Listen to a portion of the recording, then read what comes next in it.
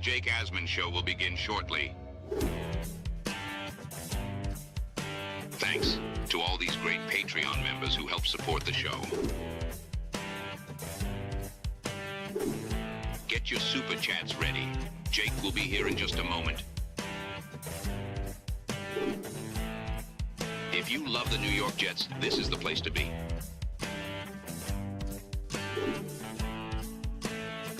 And now, the Jake Asman Show. Get ready to go to Nashville, Jet fans. The Jets against Robert Saleh in Week 1 has been reported to be happening. What else do we know about the Jets schedule, which officially comes out tonight? We break down the latest on the Jake Asman Show. Matt O'Leary is going to join me. Lot to talk about. Let's hit it and get it started. We sitting in here, we excited as hell. Now it's time to get to work. Are you a happy guy? Oh my goodness, let's go! I haven't felt joy talking about the Jets in a long time. When they announced it, I went, yeah!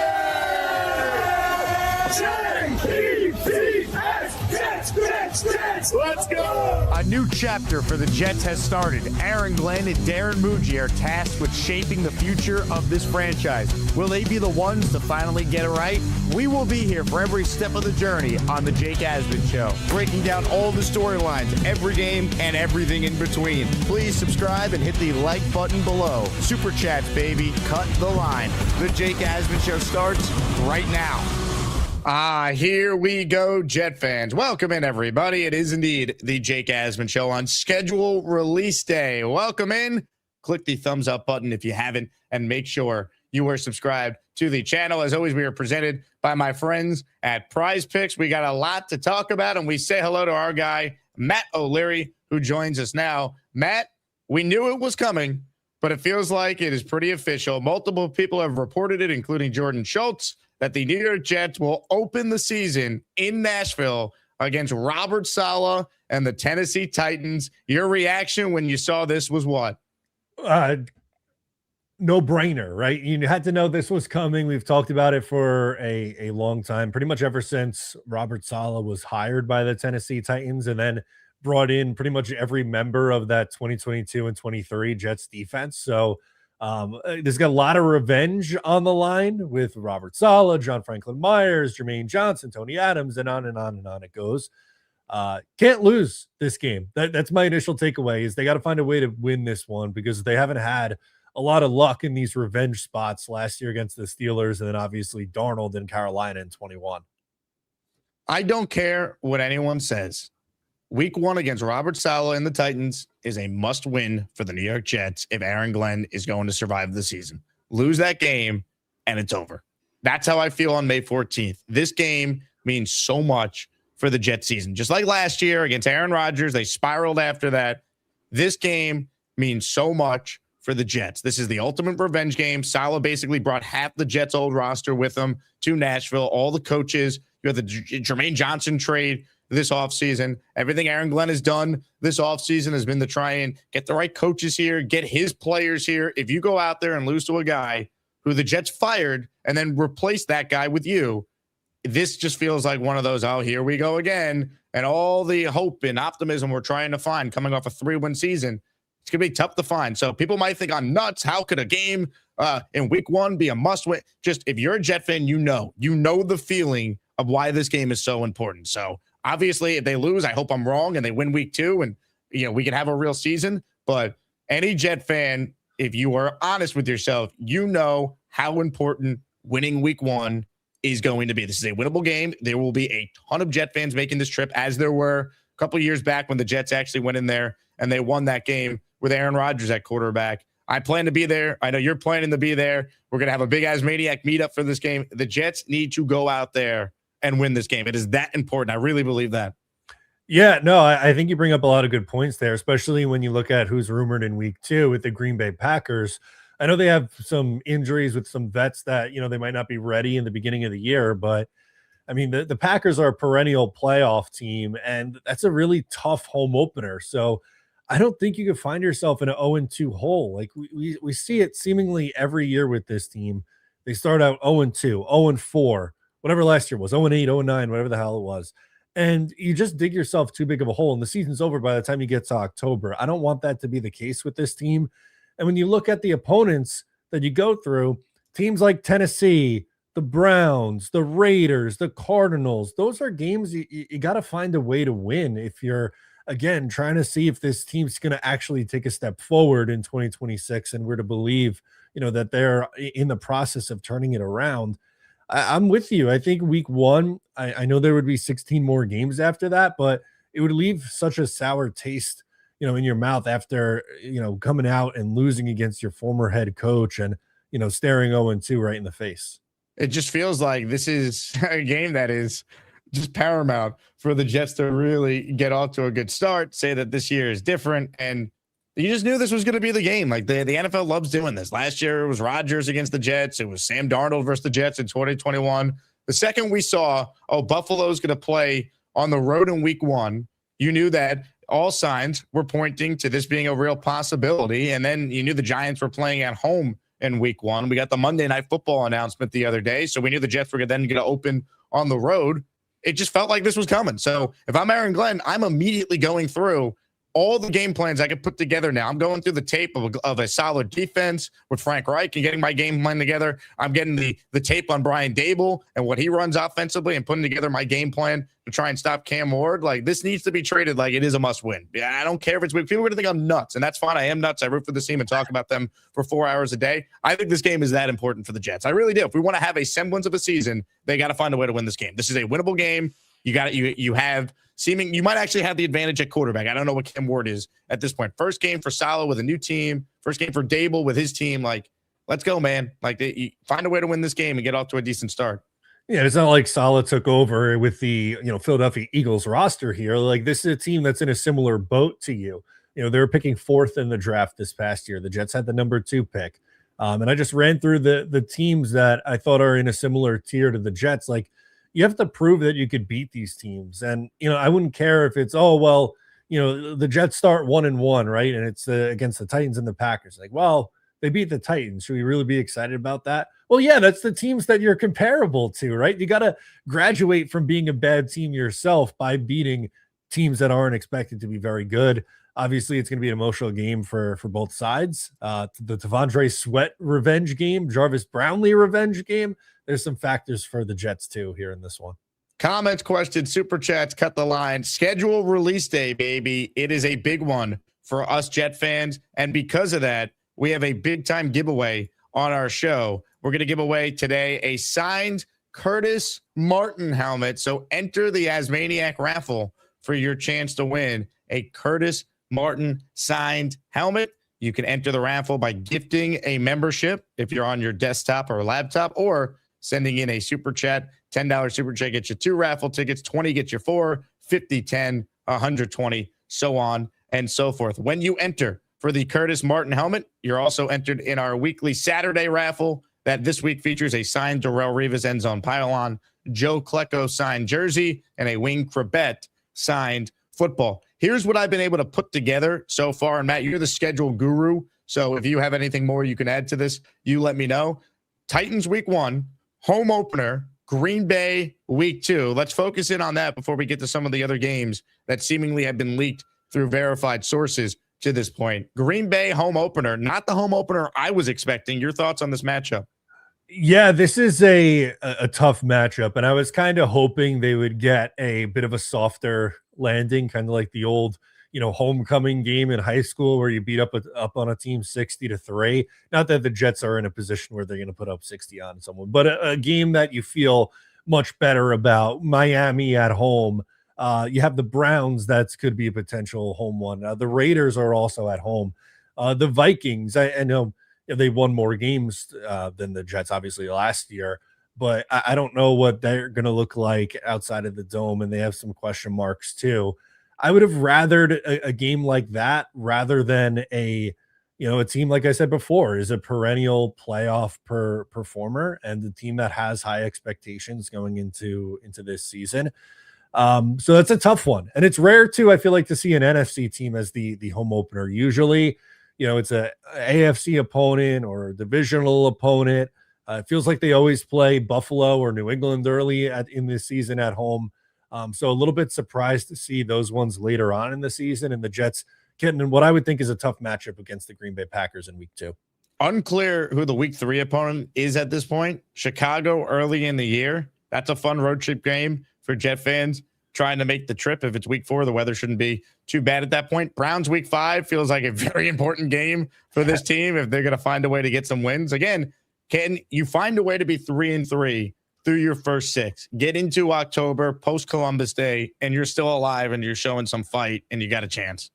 Yeah, no, exactly. And then, you don't want to look ahead too much, but in week 7 and 8 with the Dolphins and the Raiders there, if you're through the first 6 at 3-3, then I think you're going, okay, like we might have a shot here. And maybe you get over 500 or you're at 500 through the first 8 games of the year at the halfway point. Jake, after last year, I think we'd all sign up for that. If they're sitting at 4-4 through their first 8 games, that would be the goal for me. I think that's a realistic expectation. But you got to take care of business, right? And that starts, going all the way back to week 1 with the Tennessee Titans. But you can't lose to a Browns team at home. You can't lose to the Raiders at home. The Dolphins aren't supposed to be very good this year. It's in your own building. There really is no excuse for this team against these guys. Comments, questions, super chats, cut the line. Schedule release day. The full schedule is out tonight at 8 p.m. There's already been leaks, including week 1, as we knew it was coming, Jet fans. Bob Saleh, Aaron Glenn, Royal Rumble in Nashville, Jets at the Tennessee Titans. We're planning an Asmaniac meetup in Nashville. Stay tuned for more information, but that is the plan.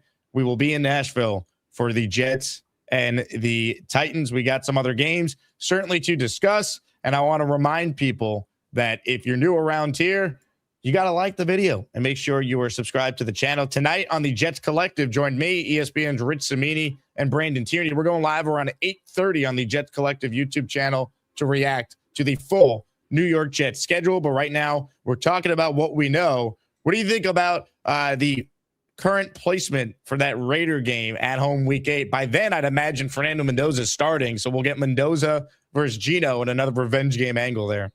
Yeah, I would think so too at this point. Like, obviously you bring in Kirk Cousins, and I think he starts the beginning of the year, but you're getting close to the second half of the season at that point. Like, I wouldn't be surprised just looking at this if the bye week comes in week 9. That kind of just feels like a good midway point of the year and kind of break it up at that point. But the Raiders coming to town, a dome team, a West Coast team coming to play on the East Coast at 1:00, rookie quarterback, a team that had the number 1 pick. And yeah, they made some improvements to this team, their team, just like the Jets did this offseason. But whoever it is, even if it's Kirk Cousins still at that point, he's certainly not that he was ever really mobile, but after all the injuries, he's certainly a lot less mobile now at this point. That's a game where I'd hope to see the Jets pass rush really tee off against either one of those quarterbacks. Comments, questions, super chats. They cut the line. Matt, does not feel like as of right now, the Jets are going to have more than just one primetime game at this point. Yeah, probably. Like, my guess would be a Thursday night, maybe Thursday night on the road against Miami. That feels very Thursday night football. The Jets Patriots was Thursday night last year too, right? In New England, that was a Thursday night game. So maybe one of those. I feel like they usually try to put the divisional matchups on Thursday night. There were 2 primetime last year. It was the Miami game on Monday, New England on Thursday. And if you want to count the international standalone game in London, I guess technically 3. We know the Jets don't have an international game, so that's great. We know that as of now, there's been no reported primetime games, but every team typically does get a Thursday night game, even though it's no longer required. I think one of the games they'll play, if there is a primetime, I'm with you. I think it's going to be a Thursday. Yeah, I just don't see why. They're certainly not going to be in a Sunday night matchup. That I could guarantee you. But even the Monday feels like a stretch at this point, and I'm good with just give me all the 1:00 games as possible. Just get the game out of the way. You can turn into red zone while we're doing our post game shows after. That's my preferred way. Even when the Jets were in the Aaron Rodgers era, I just don't love primetime games in general. Love my Sunday routine with these games at 1:00, and it feels like that's what we're going to get a ton of this year. Comments, questions, your super chats. They always got the line. Curtis Martin signed helmet is the prize today. We're stepping it up. Hall of Famer Curtis Martin giving away a signed helmet by him on our show. Big shout out to the Austrian Jets fan who was the first to enter today's raffle. Let's go.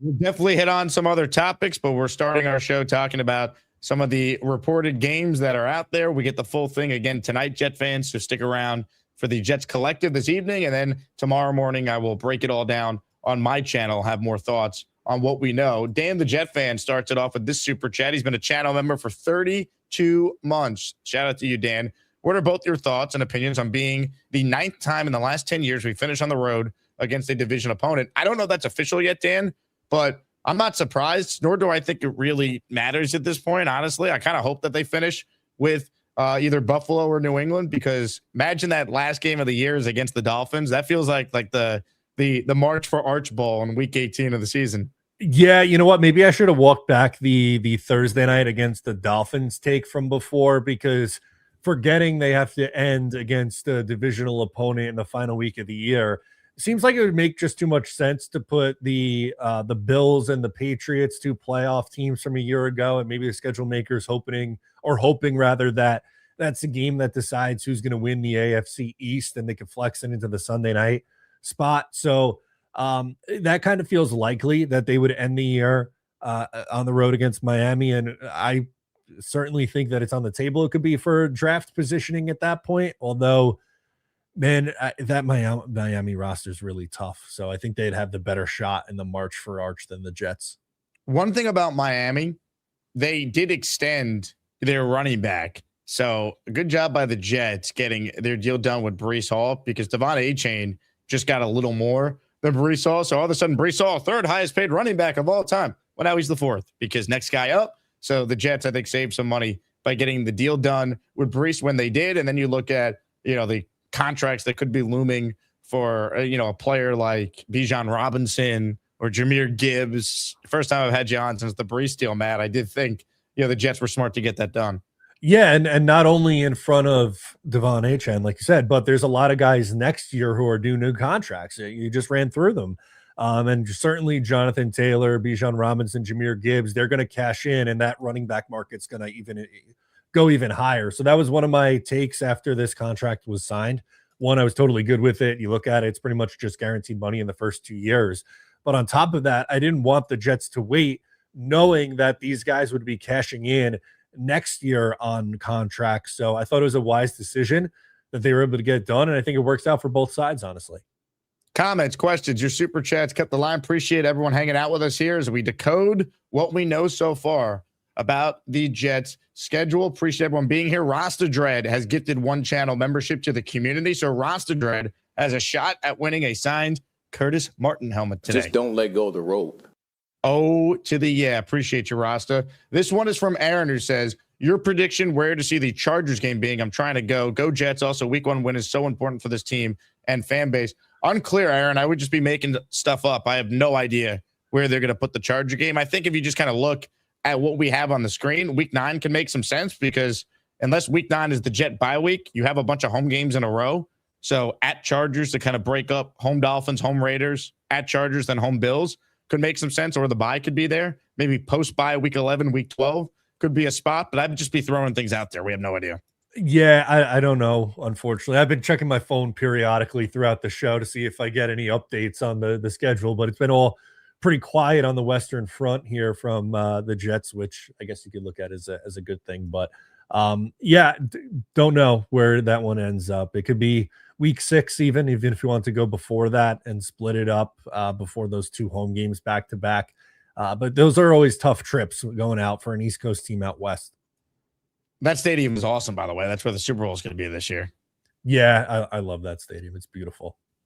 Ladies and gentlemen, Brandon Batts in the house. Shout out to you, Brandon. Appreciate you joining the Patreon a few weeks back. What's up, fellas? I feel as though we could be competitive against Green Bay. Am I being too optimistic? No, I mean, look, it's early in the year, man. So like anything can happen early on in the season. Plus, if Micah Parsons is out, the Packers are definitely beatable without him. I think look, the Jets are going to be an underdog in that game, but I don't think it's the craziest thing in the world to expect the Jets to be competitive. They should be competitive against all these teams. It's the NFL, man. You shouldn't be getting slaughtered every week. Most games in the NFL, minus the Jets, or one-score games going into the fourth quarter, and that's where coaching matters, and that's where I have a ton of doubts about this head coach, but they need to be competitive in all these games. They like week 2 last year, people remember they got blown out by the Bills, how embarrassing that was. They treated week 1 like they won. They celebrated a moral victory all week and then got their doors blown off in week 2. And that's when I started to immediately have doubts on this head coach. If you go back and watch my post-game show that day, that was alarming. So they better be ready to go in their home opener against the Packers. Yeah, no, you're 100% right when you phrase it that way. And I do think it's a little optimistic, but one, like you said, it's early in the season, and the Packers fans in my life that I know, they always talk about LaFleur having a stinker against a bad team. You know, last year was Cleveland in week 3. You know, they lost to 13-10. They lost to Minnesota at the end of the year with, you know, some playoff implications on the line. So, like, it's not impossible. It's the NFL. These games are supposed to be close, and it's a league that's built on parity, right? But like, just talking about in general, Green Bay, as I've said a few times now already on the show, they're just always a team that's in the mix and seems like they're always a playoff team and over 500. So that's just a tougher matchup at home in the home opener than some of the other options they could have got. So I am adding another leak that I've seen. Week 14 against Denver, home game for the Jets. 9th time over the last 10 years that the Jets are apparently going to take on the Denver Broncos. We knew they were going to play them this year, but I'm seeing from some credible sources, Denver week 14. So I'm trying to update the graphic here on the fly. Your thoughts on the Broncos late in the year? Yeah, it seems like they always get I'm surprised it's later in the year, because usually it's like the first 7 weeks of the year they get Denver. It was week 4 a couple of years ago. Last year in London was week 6 or 7. And then, you know, obviously in the 22 and 23 season, it was also earlier in the year. So a little bit surprised that it's later on in the season, but that's one. They seem to play them every single year. I don't know how or why. I know how the schedule works, but it's just it's rare to see a team play another that's not in their division that frequently every year, it feels like. So if Denver's accurate here, I'm bad at math, so someone's gonna have to double check me in the comments. We have all the home games because the Jets have 8 scheduled home games, I believe, this year. I believe it's the AFC's year to have 8 home games versus 9 road games. Is that right? Yes. Yeah. So that's, you know, if these are all correct, and we have no reason to believe that they aren't, but now you're just looking at the away and where the bye is going to end up falling here. If the bye is week 9, that's a good spot. Yeah, I think that's the one that makes the most sense, right? Like you have the back-to-back home games, a couple of winnable games, and then obviously one of their more tougher games. I know it's at home against the Bills, but still, Bills, one of the toughest teams that they'll have to play this year. That just makes sense for a break. Anything later than, unless maybe they did it after in week 11, but I think week 6 feels a little bit early for a bye. I don't know. That week 9 slot just keeps jumping out to me right now. Ladies and gentlemen, the Jet home schedule, we believe, up on the screen there. Week 18 on the road. We know that they have the Dolphins in week 7, Bills week 10, Pats. I doubt it's the Pats. Is it likely the Jets end up at Miami in the Arch Manning Bowl week 18? Just based on this, it's either that or the Bills, my feeling. Yeah, I mean, unless you're playing New England twice in 3 weeks to end the year, right? And like we said, it feels like the Jets usually get an early season Buffalo game. So my fear is that it's Buffalo week 3, and that Packers Buffalo Bears run seems pretty daunting in the first month of the year. But I feel like we don't know, and it very well could be either the Bills or the Patriots. But they finished with the Bills last year, correct? I know they played the Bills and the Pats both at the end of the year. I just don't remember the order. Who was the last team that they played against, but my feel is that it will be Miami at the end. So week 18, Jets Miami would make sense, because then the NFL could set up potentially Sunday night, last game of the year, right? AFC East division on the line, Patriots versus the Buffalo Bills. Like, the league would want that game to be possibilities for seeding, for the division, for winning your in scenarios. It makes sense. Hey, put the Jets and Dolphins last. There's intrigue because of the draft positioning stuff. And then there's intrigue, obviously, for the 2 teams in the division that actually might have a chance at competing for a championship this year. New England and the Buffalo Bills put them week 18. So not confirmed, but this is how we connect dots around here. Jets at Dolphins week 18 feels likely. And as a couple people have put together in the chat, Jason Picker, I see here, says the Jets bye week needs to be 11, 12, or 13. Otherwise, they'd have 3 in a row on the road, which does happen. We've seen teams have to do that before. So, yeah, the bye week certainly could be in one of those spots, or it still could be week 9, and they could have 3 straight road games. I don't think it's crazy either. Again, they already have an odd amount of road games to begin with, so it wouldn't be crazy to have a team play 3 straight road games when all the time you see teams have to play 2 straight on the road.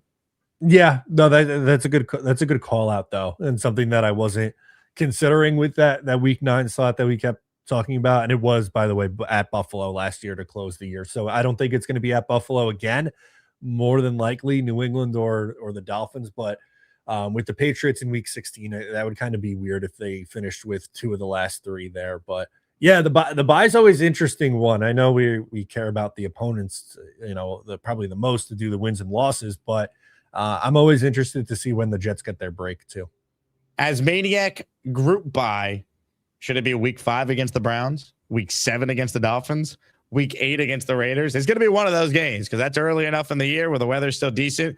And those feel like 3 winnable games for Jet fans who want to go to our annual group bye game. That's what we'll be considering when we get the full schedule.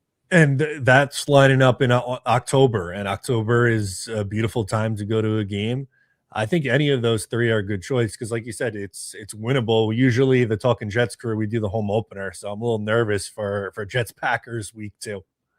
Comments, questions, super chats, cut the line. Appreciate everyone being here. It's amazing how much interest there is in a schedule. We've known the opponents for a while, but as we try and piece together when the opponents are actually going to be scheduled for the Jets, the fact that the NFL could get a week's worth of content out of this, have a full primetime schedule release, and fans are eating it up, and the Jets right now might at most have 1 primetime game, just speaks volumes about how popular the sport of football is in the United States. It's unbelievable.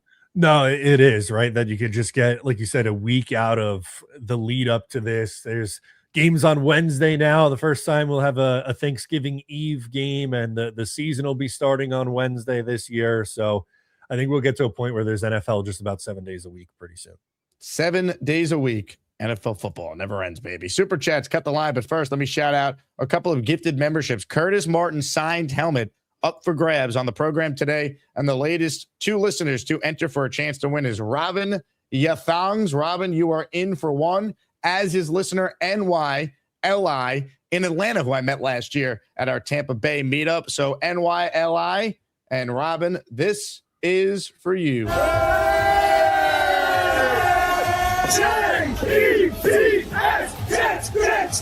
Let's go.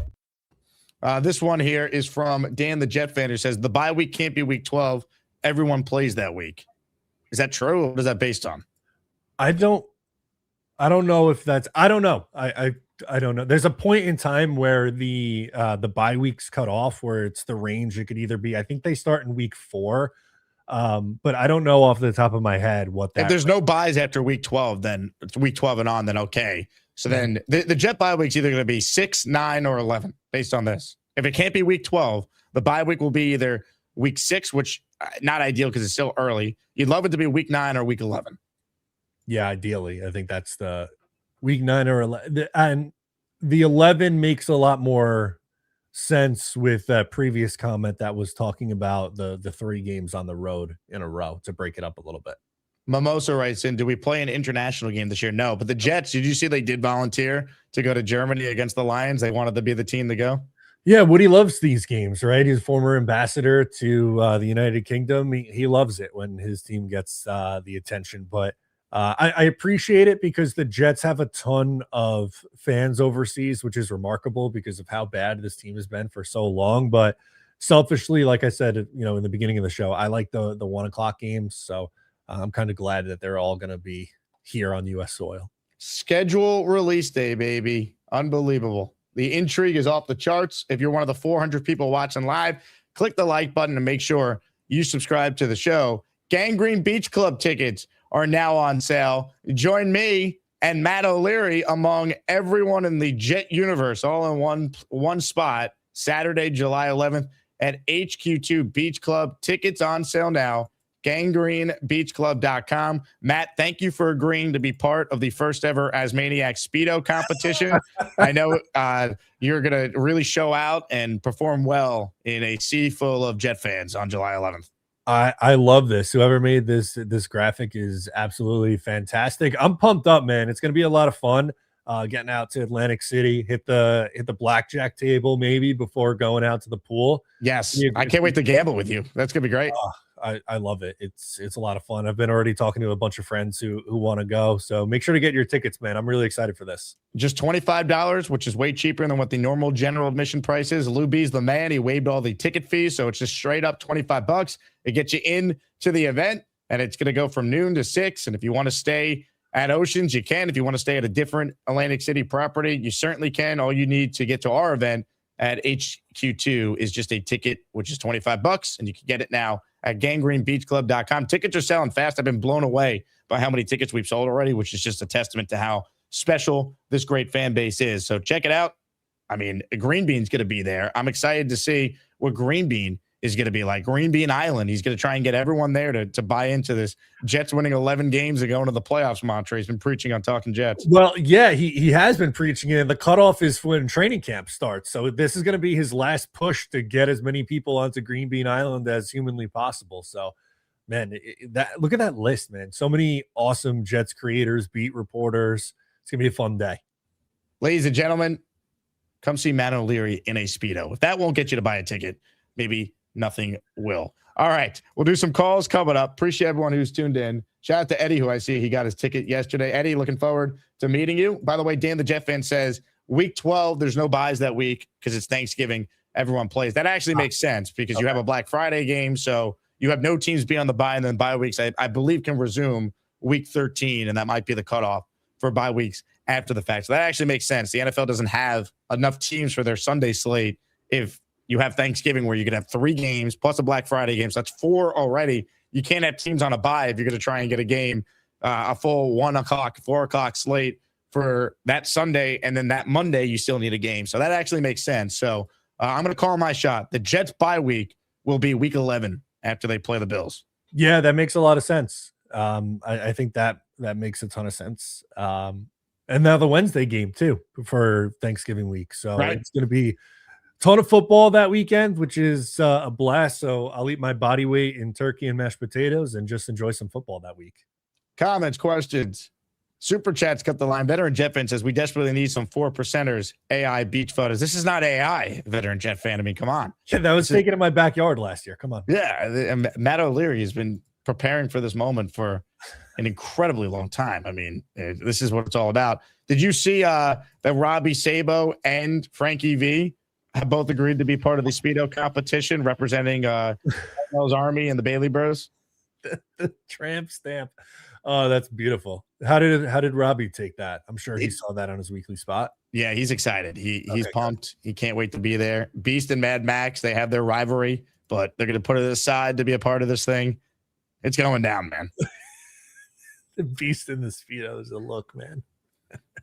Ladies and gentlemen, suspension update from Beast. He's trying, folks. He has not taken it well, but I keep receiving mass emails from Beast. And look, he has a chance to apply for reinstatement on Monday. This was his attempt at an apology to the Asmaniac community. He wrote the following: "Thanks, Asmaniacs, for helping me on the water heater." So, chat your thoughts on this initial apology here from Beast as he attempts to be reinstated after the Asmaniacs, a.k.a. Lou B, fronted $2,500 to fix this man's hot water and his bathtub. And the Asmaniacs so far have raised like $1,300 or $1,400 to help pay Lou B back. This is the apology we've gotten from Beast so far. Matt, your thoughts? This is a guy who, when he comes on the show, you can't get him to stop talking. But when he gets a couple $1,000s to repair something from the Jets community, can dish up what is that? 8 words? 1, 2, 3, 4, 5, 6, 7, 8. Yeah, 8 words. Remarkable. Come on, Beast. You're better than that. I mean, Lou B fronted the cost for this hot water heater. All right. This and fixing the bathtub, $2,500. Look at this. This was the tub. These plumbers saw this. This is what they walked into, man. That's what he was bathing in previously? If you want to call it bathing. Oh, man. That's he should be on his hands and knees thanking Lou B that he doesn't have to shower in that anymore. Come on, guys. So this was his apology to the Asmaniacs. And this was, I guess, the attempted apology to Mad Max. Look, Max, I didn't mean it, but you pissed me off so bad. Let's call it even and go separate ways. Okay. Another one sentence apology from Beast. We need more. Is that fair to say, Jake? I think the Asmaniac community, Lou B, Mad Max, they deserve more than a sentence. I think we need more from Beast. He's trying. This is progress because some of the other emails, which I won't show on the show, were pretty insane yesterday. But as of now, Beast is still suspended indefinitely. We sent him this letter yesterday. I'll read it for those of you who missed the announcement. Then we'll get to your calls coming up here. Dear Mr. Jason Allen Storm, also known as Beast, Beastbreaker, and several other aliases, following the events that took place during the week of May 11th, the Jake Asman Show has made the very difficult decision to suspend your services indefinitely, effective immediately. This decision was not made lightly. After reviewing your activity in the Green Room chat, the public chat, and an alarming number of rumbles that violated the basic standards of the Asmaniac community, we have determined that this suspension is necessary for the health, safety, and overall sanity of the program. The producers of the Jake Asman Show, with assistance from several unlicensed therapists and one highly questionable legal advisor, have reviewed the evidence and determined that there is a potential path forward for reinstatement as early as Monday, May 18th, 2026. In order to be considered for reinstatement, the following conditions must be met. A written statement of sincere thanks and appreciation to the Asmaniac community for donating funds towards your hot water heater. A written statement of sincere thanks and appreciation to Mr. Luby for donating his time, money, and effort towards your tub and hot water heater situation. 3, a written apology to Mr. Mad Max, a young man who should never have been encouraged to harm himself under any circumstances. These 3 statements may be submitted in written form or as video messages to your unlicensed therapist, unlicensed attorney, or directly to Mr. Asman. If completed, you may be granted conditional reentry into the Asmaniac Green Room under a strict 17-day probationary period. During this time, Rumble activity must remain limited, controlled, and free of any further community-threatening behavior. Thank you for your attention to this matter. So that's where things stand right now with the Beastbreaker suspension. Matt, as someone who is a part of the show, your thoughts?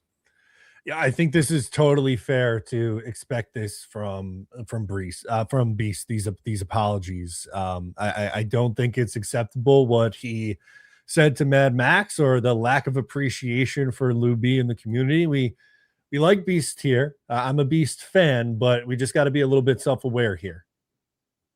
The Jets are cutting rookie kicker Will Ferrin, according to a source from Brian Costello. So the Jets have already determined that their UDFA kicker, Will Ferrin, is not the guy. So we have Cade York and Lenny Craig on the roster. How about a kicking update on May 14th? Yeah, before training, it must have been pretty rough if he got cut before training camp. So I can't imagine what the kicks were looking like over there. So he got cut before a veteran showed up to OTAs on the field. Like, we just got through rookie minicamp, and he was so bad they cut him. I don't think the opening day kicker is on the roster right now. That's my take on this. I'd be surprised if York or Craig end up winning this job. They definitely need to add another kicker.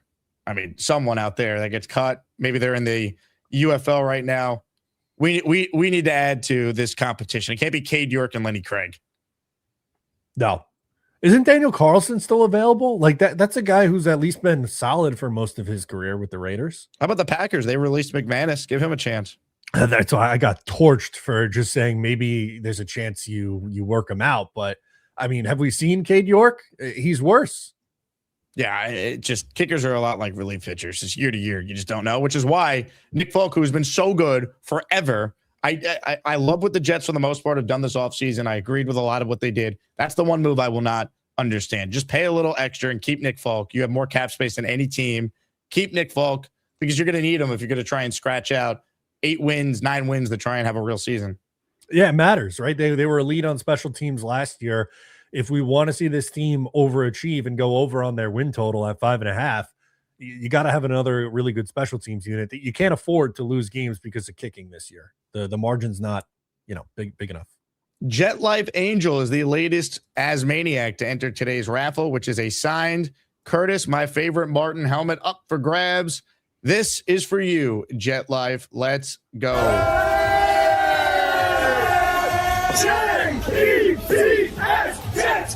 Jets, let's go. Comments, questions, super chats, cut the line. Your calls coming up. John LG writes in, my prediction for the proposed touch football tournament is that whoever drafts Matt is the odds-on favorite. Matt, your thoughts on John LG thinking that you're the key to any team winning the Jet fan flag football or touch football tournament on the beach? I love the optimism from John. However, Will Parkinson's going to be in the mix, and he played college football. I did not play college football, and he's a lot stronger than I am. So my answer would be Will Pa. But if you want a very slow possession receiver, I'm your guy. I'll catch the ball over the middle, short stuff, probably winded. Don't send me long. I don't have the long speed, but I will go up and get the football. That I can promise you. Hell yeah. We've checking in. Jake, with what we were thinking the schedule is going to look like, what do you think the record will be? JETS, Jets, all the love. Appreciate you, Weeb. I want to see the full thing in the order. I'm still not going to probably change my win total expectation. I'm at about 6 right now, which ironically I ended up being at, right before the year started. I was at 4 the entire offseason, and then I bought into the nonsense Glenn was telling us at the podium. I was like, well, surely if he's this confident, there's no way they're going to be awful. And I was like, maybe they really were that bad under Sauer, and Glenn's going to fix it. Silly me. They won less than 4 games. They won 3. So I'm at 6 right now, which I don't think is enough to save this man's job, but we'll see. Yeah, I think 6 or 7 is where I'm going to likely end up on the Talking Jets. We looked at a schedule that ended up not being the case, but we went through game by game, and I had him at 6 and 11. I think it'd be a coin flip for him to be back with 6 or 7 wins. It's really going to depend on the eye test for me for a lot of this. And they better have at least 6 wins before week 18. Because if they get their 6th win by beating the Dolphins, you're gone already. Yeah, like that was what I was saying on the show. Like if it's a normal 6 and 11 season where it's spread out, okay. But if you're like 1 and 10 and then you win 5 more games over the last 7, like I don't know how much that really does for you. Ladies and gentlemen, Matthias with a great question here. Matthew Schaefer, 18-year-old Calder Trophy winner. Your thoughts, Matt and Jake? Go Isles. Matt, you're the Islander guy here. Your thoughts on Matthew Schaefer's incredible, historic rookie season? Yeah, I mean, there's really not enough words to use to describe just the kind of year that he had. Even I saw something comparing him to the last 5 Calder winners for defensemen, and all those guys were over 18 years old. Like this kid, if he was born a week later, would have been in this upcoming year's draft in 2027 or 2026, excuse me. So for how young he is to be that good right away out of the gate is truly unbelievable, and just a phenomenal human being too. Like immediately brought the Calder Trophy to a children's hospital on Long Island and does so much for the community too. So hard not to love Matthew Schaefer. Schaefer's the man. I told you this off air, but on Sunday I was on Long Island for Mother's Day, and I was at the Manhasset train station, and I saw Matthew Schaefer from across the street walking in to one of the coffee shops and yelled his name. I was with my brother, and I recognized him. My brother couldn't believe I recognized him, but he was wearing a No Bull shirt, and I know he's sponsored by them. So I was like, why do I recognize this guy? It was Schaefer going to get coffee on Mother's Day, and I yelled out, "Go Islanders," and he gave me a fist pump to me and my brother. So shout out to Matthew Schaefer, stud. If the Jets hit on a number 1 pick, if they end up being as bad as something, if they hit on their number 1 pick the way the Islanders hit on theirs, the Jets will turn around their franchise overnight. Oh my God, franchise altering, right? Like, and especially if a quarterback too, for the Jets, that would be a dream come true for this franchise if they ever got a quarterback that was at the level that Matthew Schaefer was last year for the Isles. Super chats cut the line. This one is from Marcus, who says UFL craps out decent kickers every year. We could find one there. I'm sure that's their plan. Yeah. Again, I'm willing to give the Jets some benefit of the doubt on special teams because I believe in Chris Banjo. He did a great job his first year. They were awesome on special teams, but man, you had a good kicker who wanted to be here. What a state if you just matched the Falcons offer. Just keep him. I know. And I guess if there's anyone on this staff that deserves some credit and some leeway, I think it is Banjo. So I don't want to go completely nuts on him, but maybe they were just worried about giving the extra year and going 2 years on a player that age. But he was just so good for the Jets last year. Going to be hard to replace Nick Folk. Let's see. Big fella says Banjo was like kick rocks will crazy fast. So I saw Rich Samini report this. So the Jets gave the UDFA Will Ferrin, who they already cut, $18,750 as his guarantee with his UDFA contract. So yeah, what a way to make $18K. You show up for a weekend and then you get cut and you just walk away with $18,000.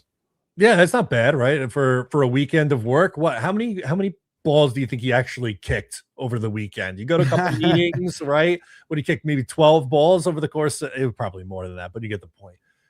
Yeah, that was clearly not the answer for the Jets kicking problem.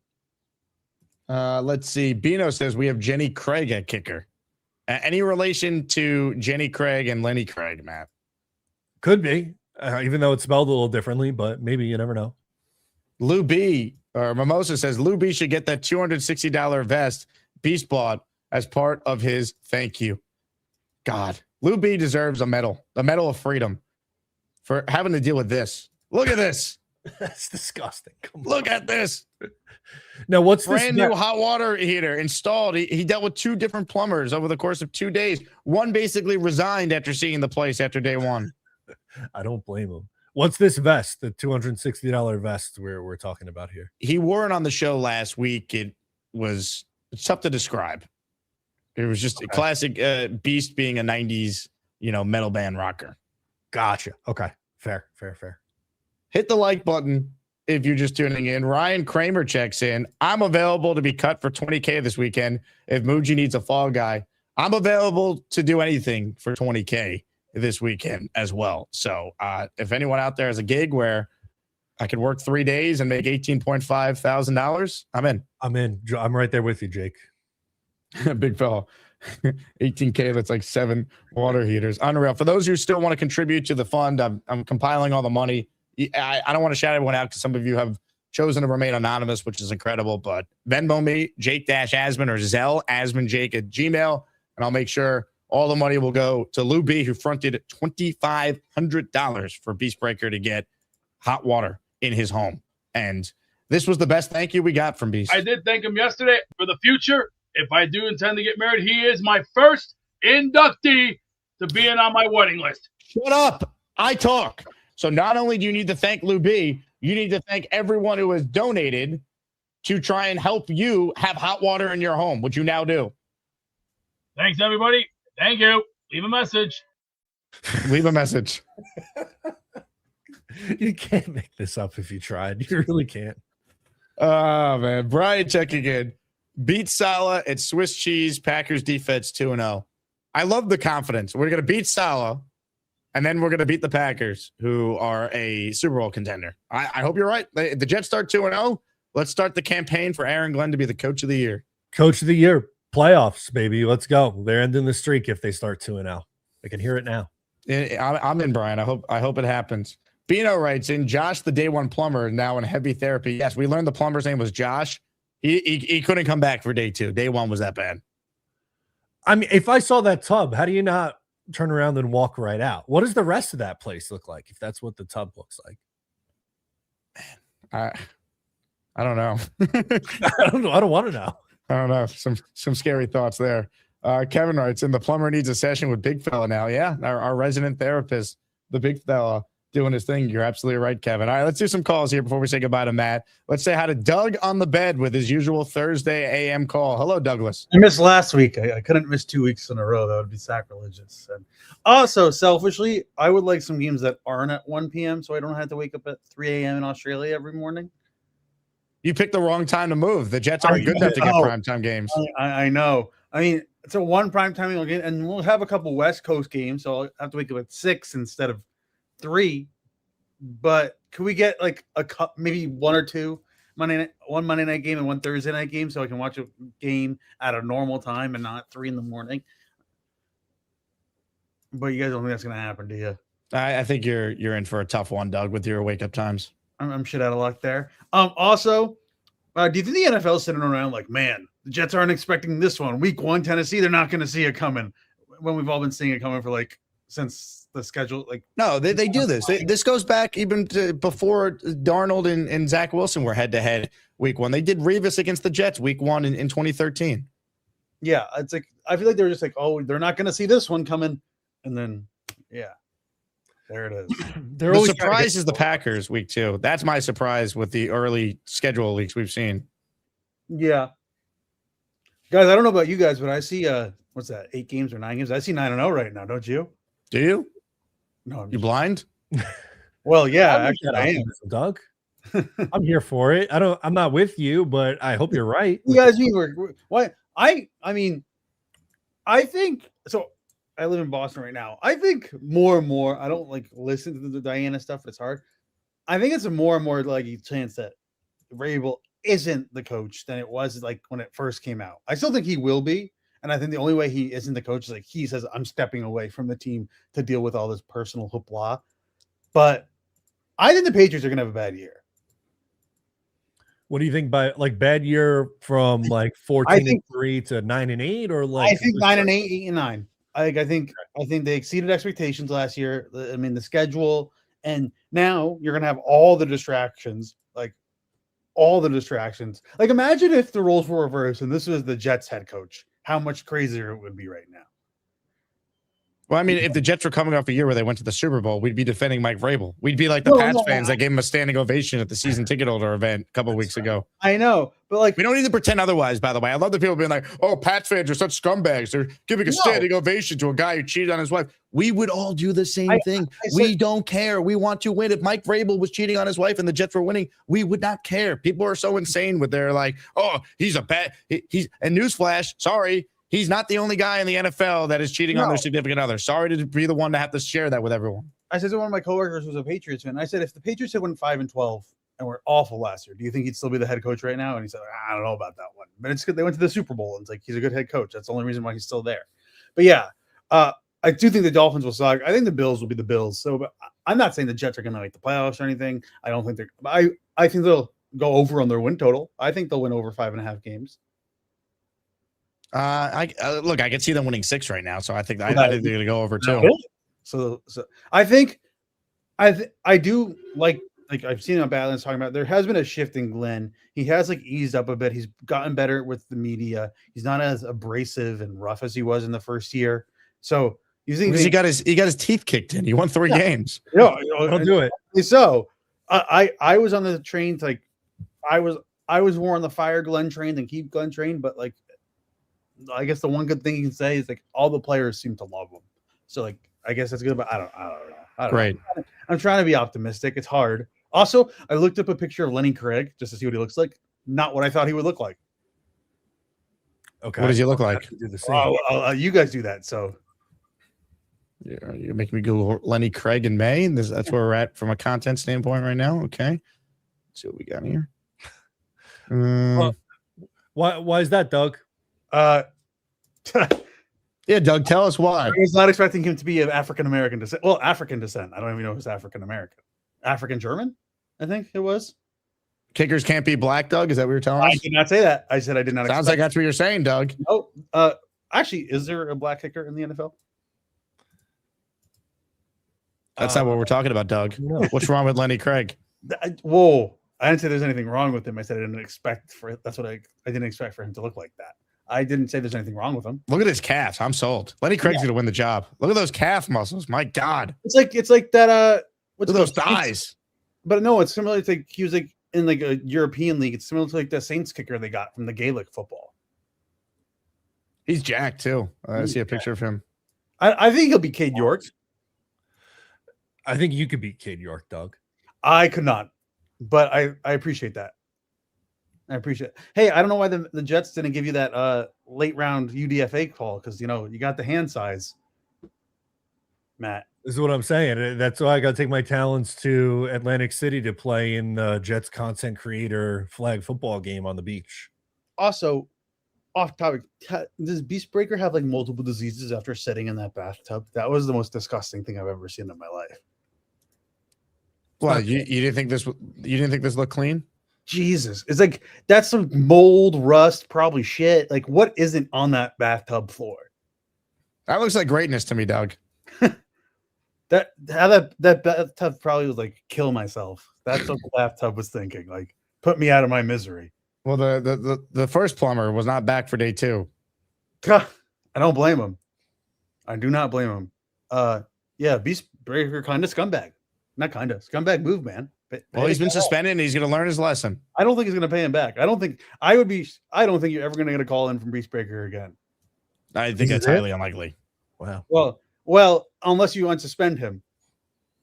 If you keep him suspended, I don't think he would ever call in again because I don't think he's ever going to pay back the guy the money.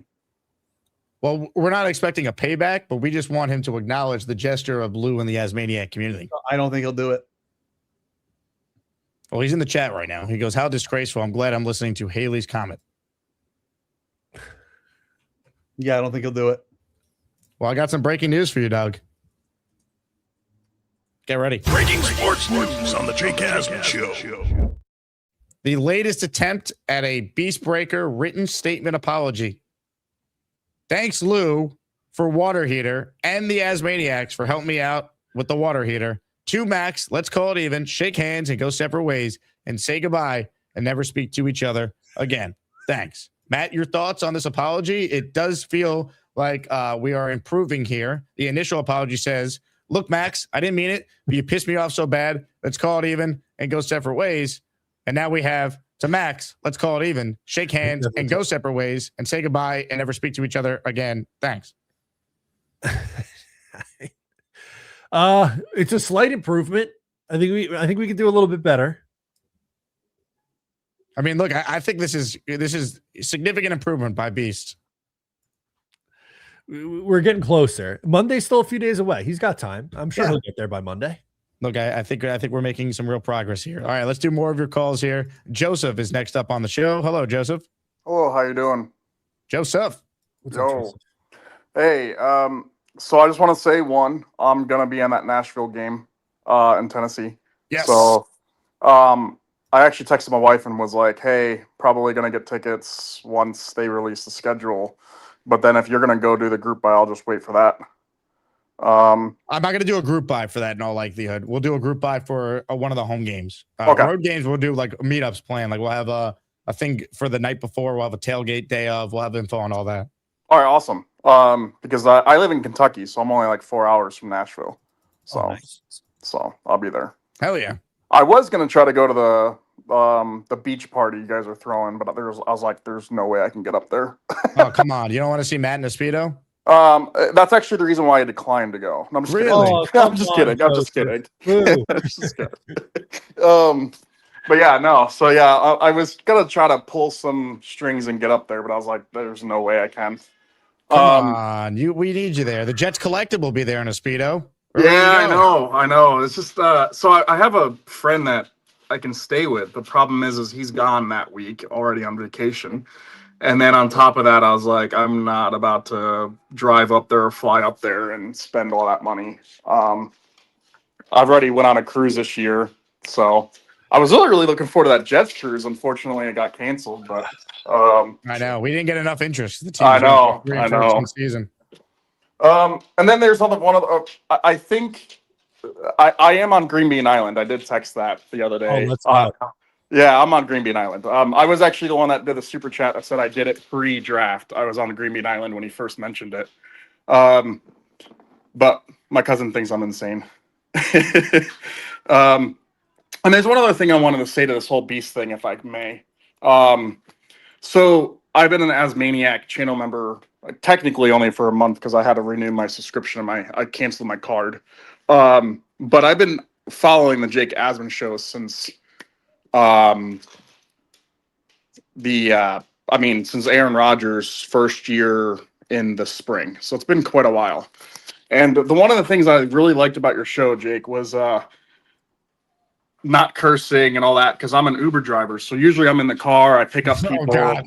Oh, yeah. Yeah. And so you always tell me I need to call in more. And I'm like, well, I want to, but I've got to wait for it to go onto the Patreon before I can even listen to it so I can skip over Beast. Well, the other day I watched live for a while, and I had somebody in my car that was autistic, and this is during the battle of Mad Max and Beast when Beast called Max retarded, and that person that was high function autism freaked the heck out on me and started screaming. So I'm only saying all this because I think if Beast, and I'm not running your show and I'm not telling you what to do with your show, but the language thing, I don't mind cursing. I mean, I watch and I listen to Green Talking Jets all the time on the YouTube while I'm driving Uber. But like the whole Beast thing, I've got to literally wait to watch it live to skip over Beast because of how inappropriate he is sometimes on that show. Well, it's not just him though. I mean, there's and I agree, but he's the one that curses every other word and starts yelling at people, and I'm not trying to direct this just at Beast. I'm just saying that I do really wish that we dialed back the language at some point because that was bad. She screamed at me and all that. So anyway, well, I'm sorry that happened, Joseph. I'd recommend if you get to the first hour of the show, you're getting pretty much straight Jets talk. Yeah, I do enjoy though. I like Gary. I love Kyle Clifton. I love some of the things, and I love people's outlook. So I do watch all the show, but maybe I should just, I guess, watch some of the show and then Patreon the rest of it when you get done talking to your other people. Anyway, I don't want to be negative. I'm not a negative person. If you're driving Uber, do they enjoy they enjoy hearing about the 3 and 14 Jets? I've had a lot of people that go, man, what show is this? And I tell them, they're like, this is hilarious. And I'm like, I love it. So I've had a lot of, I don't know if they've subscribed, but I've had a lot of people that are Bengals fans because I live in I live 20 minutes from the Bengals stadium. And so I've had a lot of Bengals fans like, man, this is a funny show. And I've had a lot of people comment and they love it. So that's why I put it on. I mean, I've had a lot of people go, Gary's hilarious. The whole moon landing thing they thought was funny, or non-moon landing. But yeah, I mean, I've had a lot of people enjoy the show, and that's why I put it on while I'm Ubering. Well, I appreciate it, man. I wish there was a way to like properly filter it better for someone like you, Joseph. But I'd recommend if you're in the Uber with passengers, only have the first hour of each show on. Yeah. So anyway, I don't want to be negative. I don't want to be a Debbie Downer, but I did want to say that. And I am looking forward to this season, and I'm definitely looking forward to finally meeting some of the Asmaniacs in Nashville. So Joseph, we'll see you there, man. Good call. How about that? Imagine being in an Uber and hearing Beastbreaker.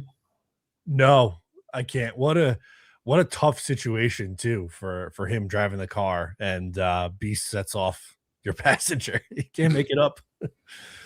Good luck, Joseph. Craig Wilton, Craig in Australia, my guy, finally stateside, just passing through San Francisco. Go Jets. Craig here for his annual business trip and then makes a real trip out of coming up to New York and spending time. So shout out to Craig in Australia. Schedule release day, and Craig is in the United States. Nothing like it. Brian, super chat, just finished my pancakes. Reminded me of Beast. I'm not sure what the correlation is here, Brian. Does Beast also eat pancakes? Maybe. Well, Brian did once, I guess, spoon feed Beast some pancakes. So I think that's probably what he's referring to. Oh, okay. At least that's what ChatGPT showed. Gotcha. Okay. Oh, it must have happened. It's true. Absolutely. All right, ladies and gentlemen, we'll do one more call with Matt, and I will stay on for the rest. Joseph mentioned this man. He's next.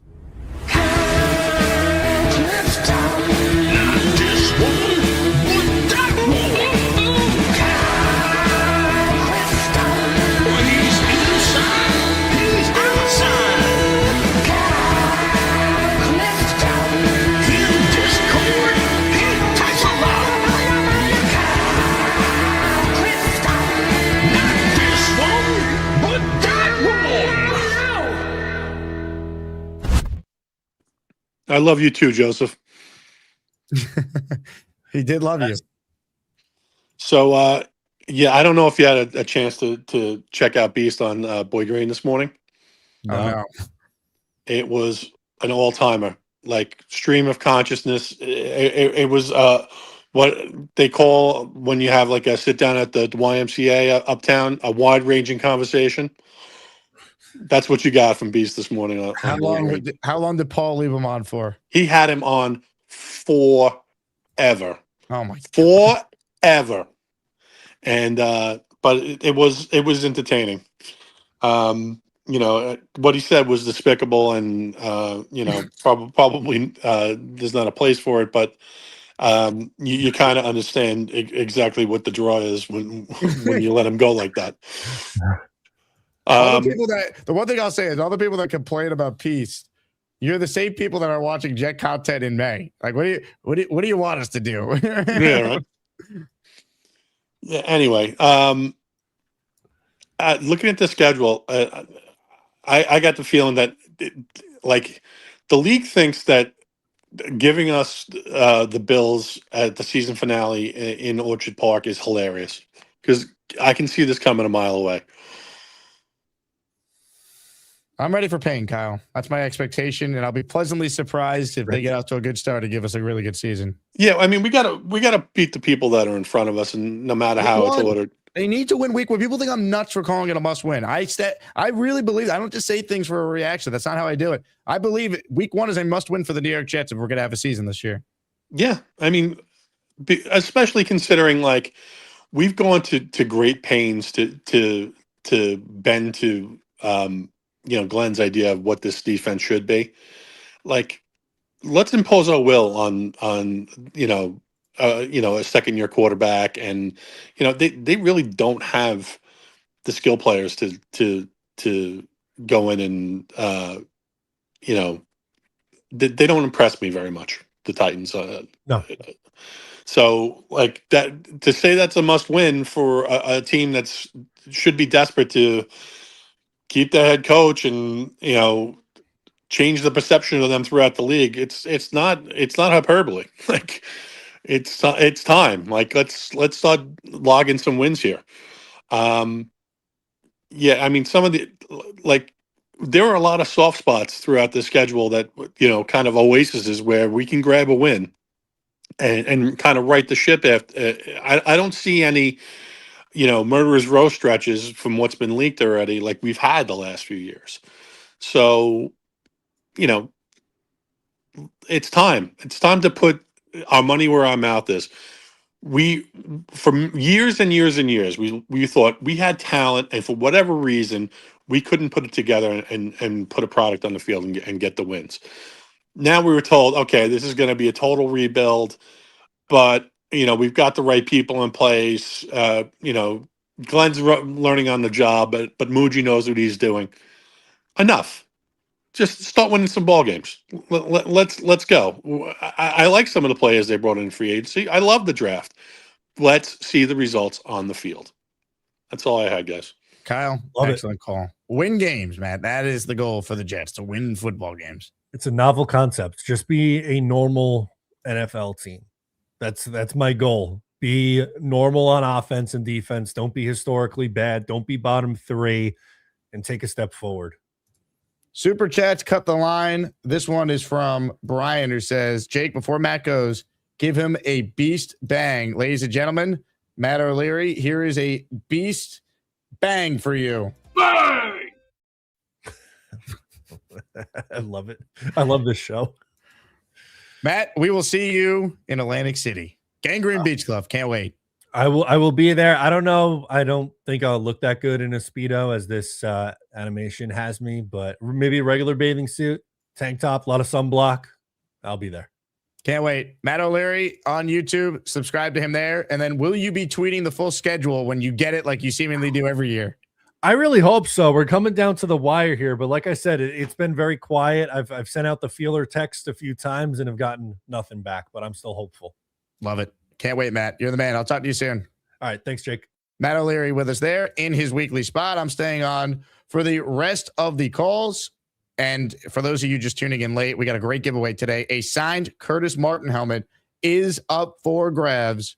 To enter, you got to gift a membership, or you have to send in a super chat that qualifies. Boba Jet in the house. Boba's going to be in Nashville, I've been told. Guys, let's try to watch our effing mouths. Go Jets. Well played, Boba. Let's see. We caught up on the super chats. I believe we are. Now let's get to your calls. I've been waiting for this man to call in. Everyone's been asking about him. Where has he been? Will he show his face? Ladies and gentlemen, on the Gusbuster Umbrella Hotline right now, the Rooster.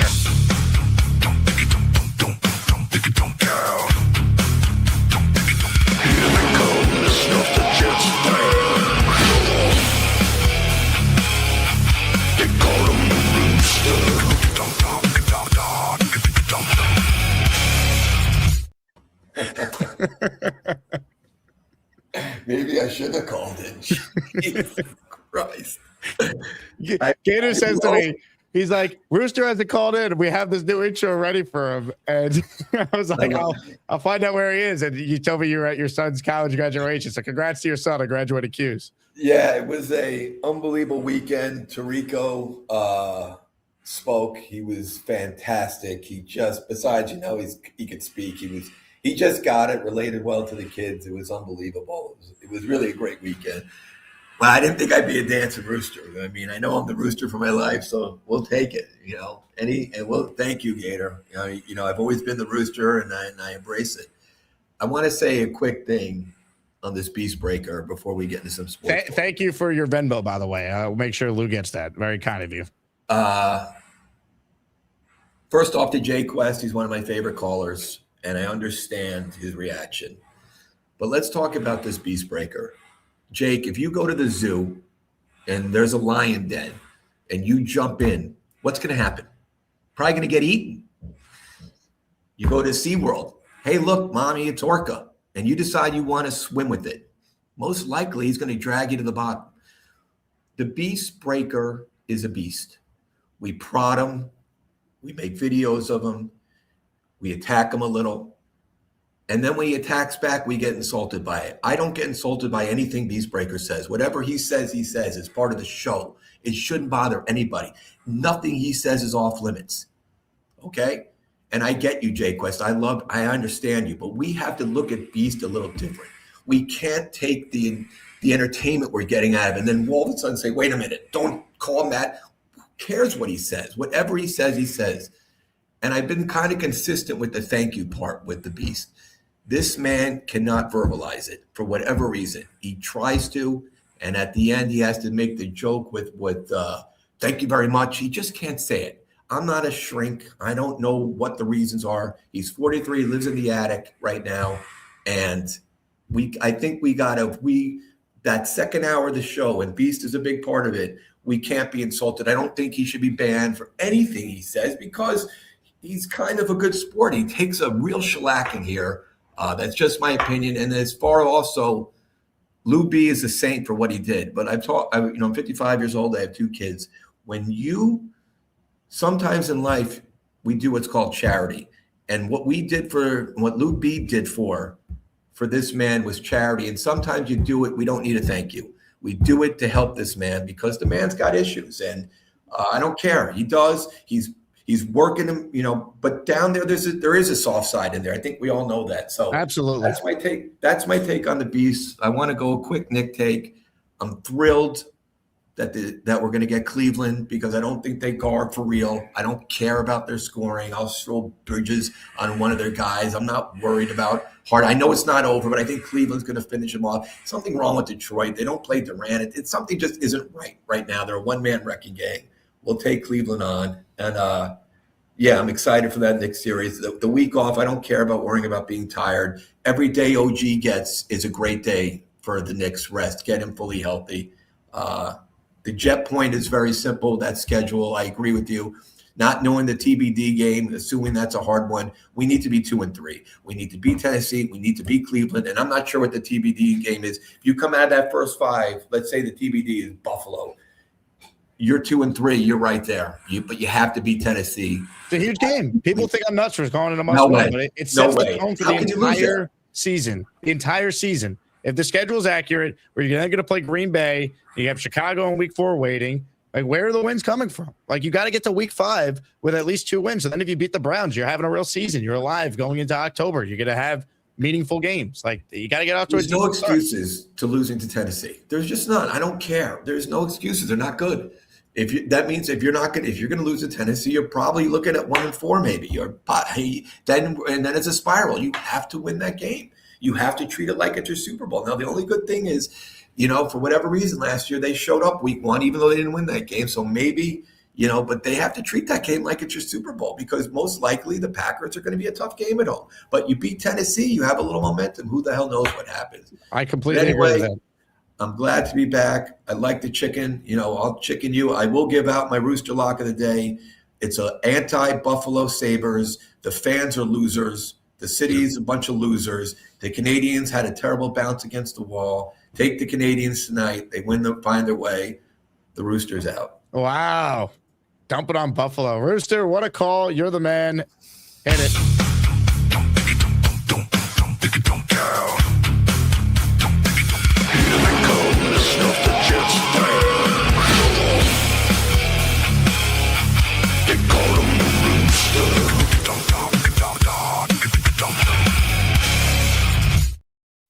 Love it.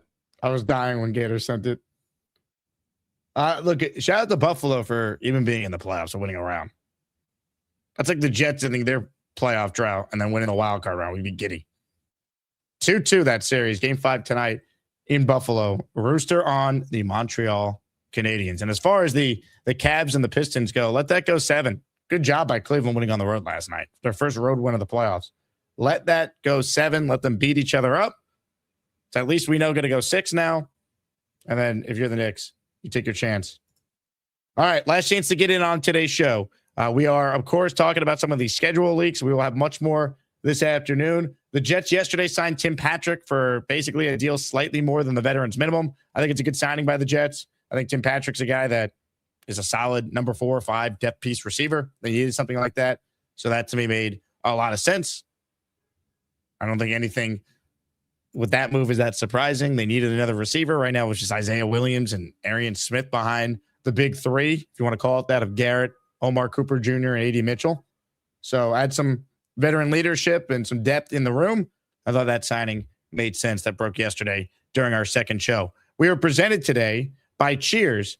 If you are someone who is going out and about this weekend, or you know that you're going to be celebrating something, you're going to have a couple drinks, if you want to make sure that you feel A-okay the next day, I recommend Cheers. Here's how it works. When you're done drinking for the night, you take the recommended number of Cheers capsules with water before you go to sleep, and then that's it. It works while you sleep, so you wake up feeling a lot better than you normally would. I've used it, been using it for years, and you wake up clearer, more functional, ready to go instead of dragging through the day. If you want to enjoy nights without paying for it, the very next morning, give Cheers a shot. Go to cheershealth.com. Use my promo code Asman for a discount. That's cheershealth.com, promo code Asman. Check it out. 20% off. Cheershealth.com. Pasquale writes in, Jake, I'm a big fan of the show. How important do you think week 1 is for this team and coach, especially now that they're going up against their former coach in Robert Saleh? Again, I feel like week 1 is almost a must win. I really believe that. People are going to think I'm nuts. I'm sure people within the Jet organization are being like, oh, he's just saying that for clicks. No, I genuinely believe that given what everything the Jets have been through this offseason, where many were in the right to feel this head coach should have been one and done. He was that awful in his first year. That if you then lose to Robert Saleh, who got fired by the Jets after a 2-3 start, you then lose to that guy in his first ever game. When you have the advantage seemingly at quarterback and roster-wise, the Jets' talent is just as good as Tennessee, if not better. If you lose to that team, it just sends an awful, awful message. Then you got to go play the Packers in week 2. You're looking at 0-2. If you can't beat the Titans, who can you beat? You have to get out to a good start. You started 0-7 last year. You were trying to win. You started 0-7 last year. You fired both your coordinators. You're taking over the defense if you're Aaron Glenn. You're facing a second-year quarterback who's in his first game with a brand-new play caller. Half the Titans roster played for Robert Saleh. It's the ultimate revenge game. That is a huge game for the Jets. It's massively important. You want to say technically it's not a must-win because it's 1 of 17? Sure, you could say that. But me as a fan who knows how this goes, that's a tone-setting game for the season. That's a tone-setting game for the season for the Jets. You want to try and say things are going to be different? You go beat Saleh week 1, and then you come home for the home opener. This fan base needs something. You beat Saleh in week 1. That is something. That is a huge boost for the morale of this long-suffering fan base that just wants something to believe in, something to feel like things are actually different. This is a winnable game. There's going to be a ton of Jet fans, myself included, that are going. Win this game. You could beat the Titans. We get an interception week 1, D'Angelo Pons. Take one to the house against Cam Ward. It's a huge game, man. Saleh's entire roster is basically former Jets. You could beat this team. So I think it is a huge, huge game. I really believe that. I called it a must win on Twitter. It's like losing to Rodgers last year and then the snowball that began, the 0-7 start. Here we go again. I think the Jets season could have been a lot different, at least early on, if they didn't blow week 1 the way they did. They were the better team that day. This is not just saying it for clicks or whatever. I don't believe in any of that. People come to the show because I'm authentic in my opinion on the Jets. I talk about them for 4 hours a day, for crying out loud. They got to win this game. That's how I feel. Obviously, they lose week 1 and win week 2. Okay. Hand up, I was wrong. But does anyone think that's going to happen, knowing the Jet history? That's why I think it's so important. Cisco Lopez in the raffle for 2. Do you think Muji will make another roster move, like adding another inside linebacker or veteran kicker or trade for BTJ? I think the BTJ stuff is dead. No chance. Adding another inside linebacker or veteran kicker? Yes on kicker.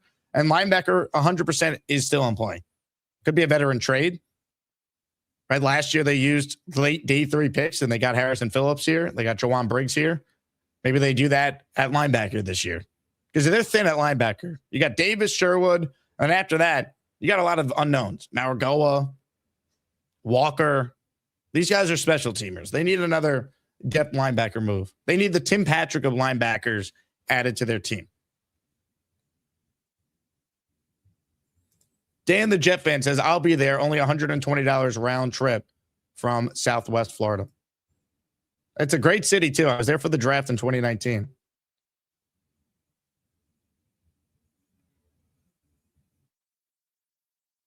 Supreme says, what is your prediction for the first interception this year? What team? Hopefully week 1 against the Titans.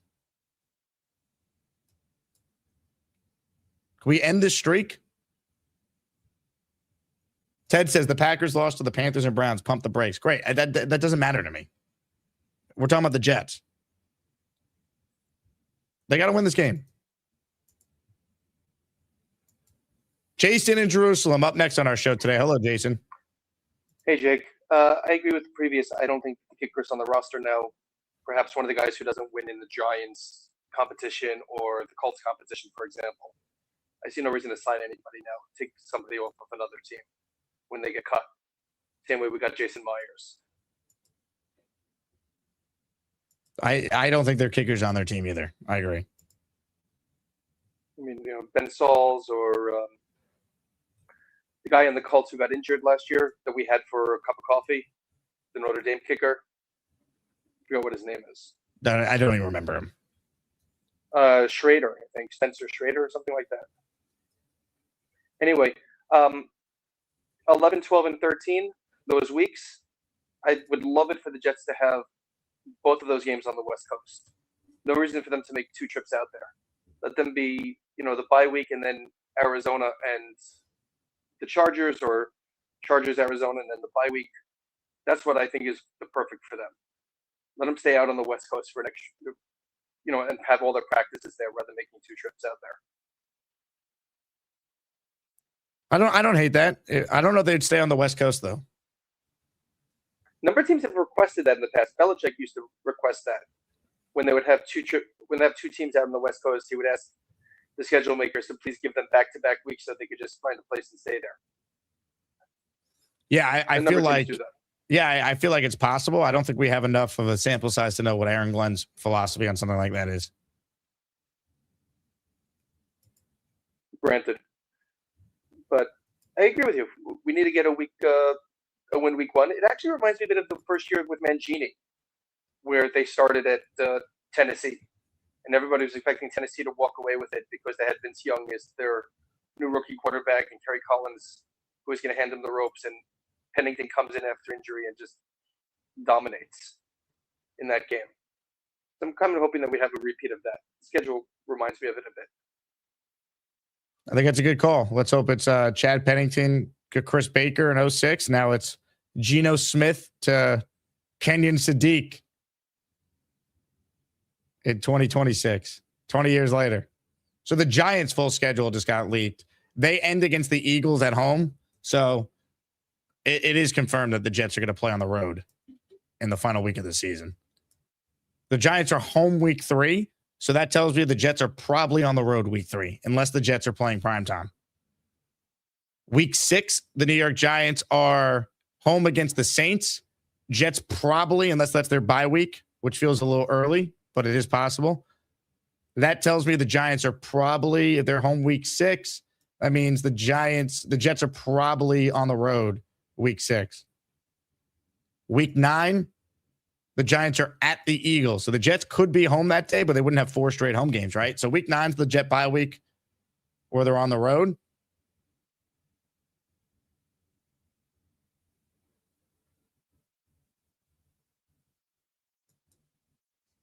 We'll see. Week 6, the Giants are playing home against the Saints. I think that's going to be an away game for the Jets then, because you wouldn't have 4 straight at home, right? Browns, home week 6, Dolphins, Raiders. I feel pretty good about week 18 being Miami, though.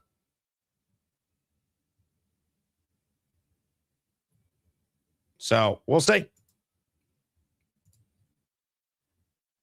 We will see. Comments, questions, super chats, cut the line. Curtis Martin signed helmet up for grabs. More on the schedule this afternoon. Plus, live tonight on the Jets Collective with Samini and BT, breaking down everything that becomes official. But we do know this. Nashville week 1, as Maniac meetup preparations are getting underway. And I can't wait. I can't wait. Win or lose, we'll have fun. Usually everything's great till the game starts. Maybe that changes this year. Wouldn't that be nice? We've yet to win a meetup game. Lost in Vegas, lost in Dallas, lost in London, lost in Tampa. Cisco says, when are they releasing the full schedule? 8 p.m. tonight. Ralphie says we're going to get a Thursday game. No, they don't have to get a Thursday game. They don't have to get a Thursday game. The NFL a couple years ago changed the rule that not every team needs to play Thursday Night Football. So if there was ever a team that didn't need it, it's the Jets, but you also have the Jets and the New York media market. So typically they still would get one. That's why the Giants, when they suck, they still get their annual ass kicking against the Cowboys in primetime.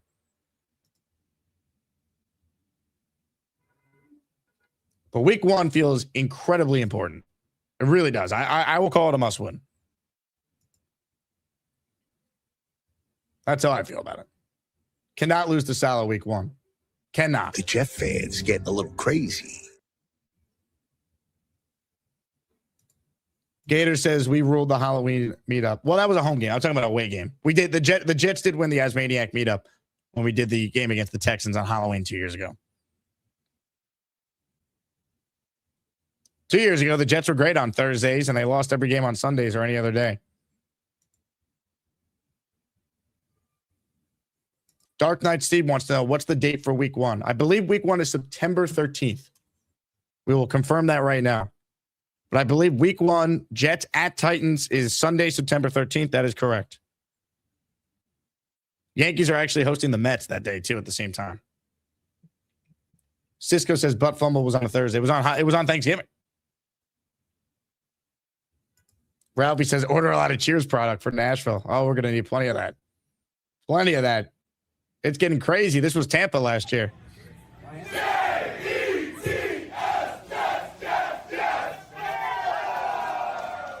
Who lives in Nashville? Reach out, because we're going to put together all the meetup preparation. So I'm excited.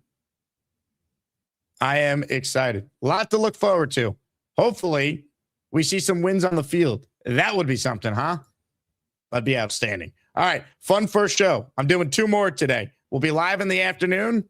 We'll have, I'm sure, more of the league schedule to discuss. And then I'm live tonight on the Jets Collective, breaking it all down. You guys are the best. Thank you all for being here. Thank you to Matt O'Leary for joining us for the first hour of the program. I leave you all with this great clip to reflect back on. As always, JETS, Jets, Jets, Jets. We will talk to you soon. Sit back and enjoy. Greatness personified. Go Jets. Hey, do you go to the gym by any chance and play basketball by any chance or no? Not recently. Why? You thought you saw me hooping somewhere? I go to LA Fitness in Levittown. We have this tournament, right? 64 of us. And we play basketball, 1 versus 16, and we kind of grade each other based on our, how we play. So I'm the 8 seed. I got to go versus the 1 seed because I beat the 9 seed 10. Shout out to Ted easily. But I got to play the 1 seed, right? Here's my problem with the 1 seed. His name is Bobby. Bobby, if you're listening, I'm sorry. I love you. This guy, have you ever smelled rotten potatoes, Keith? No, but go Dude, on. so rotten potatoes is the second worst thing I've ever smelled in my life. The first is Bobby. Do I spray this guy with Mando before I play him or some butter and make him smell better, or do I just grind it out and try to hump my way to a win? I have a rule. If I can smell you, I'm going to tell you. Have you told him? Bobby it's just another level, bro. And, like, I don't even know what to say. The 16 seed didn't even show up when he had to play him. And Bobby thought that he just won because the guy was afraid, but it was because he smelled. He's like, no, I can't. Smell. He didn't show up. I can't have that smell in my nose. If I post this guy up, I might vomit. I'm serious.